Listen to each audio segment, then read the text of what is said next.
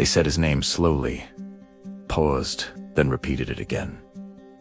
And in that silence, he already knew he had failed. Not just one subject, not just two. He failed so badly that some teachers avoided eye contact. Friends looked at him with pity, and deep inside, a single question screamed in his mind.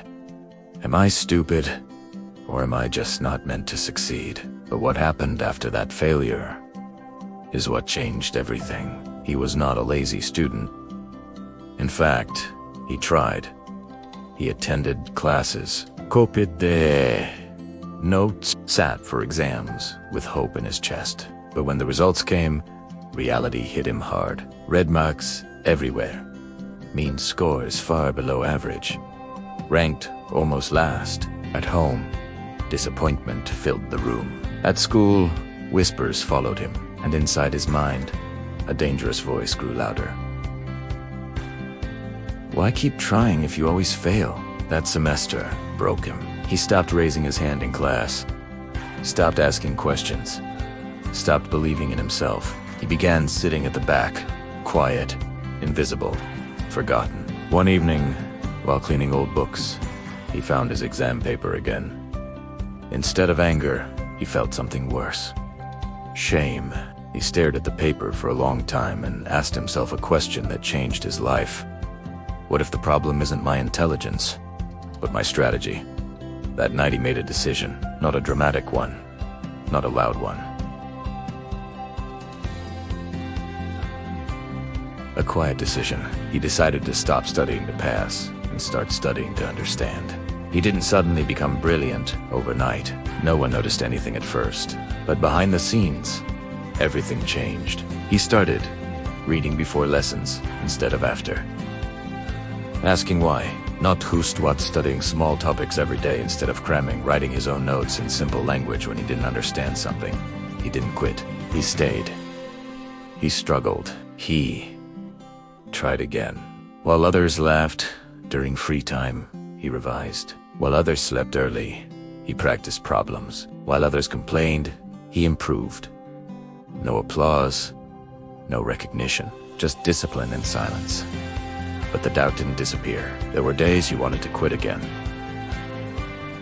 Days when nothing made sense. Days when he felt slow compared to others. Days when he wondered if all this effort was pointless. People still labeled him. He's not smart. He's average at best. Some people just aren't academic. But this time, he didn't argue. He just worked. Months later, exams came again. This time, he wasn't confident. But he was prepared. As he opened the paper, something felt different. The questions didn't look like enemies anymore. They looked familiar. His pen moved calmly. His mind worked clearly. No panic, no guessing. When he walked out of the exam room, he didn't celebrate. He simply whispered, "I did my best." When results day arrived, history repeated itself. Names were read. Silence again. But this time, the silence meant something else. His name appeared near the top. Not just a pass, a top performer. Teachers stared in disbelief. Classmates asked how. Some even doubted the results. But he knew the truth. It wasn't luck. It wasn't talent. It was consistency. He didn't change who he was.